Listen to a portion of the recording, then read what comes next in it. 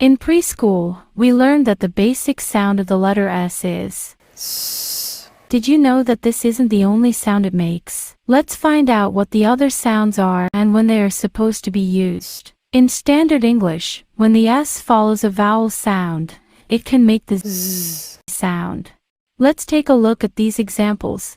Is, wasn't, knows, wise, Tuesday, clothes, has, house, shoes, these.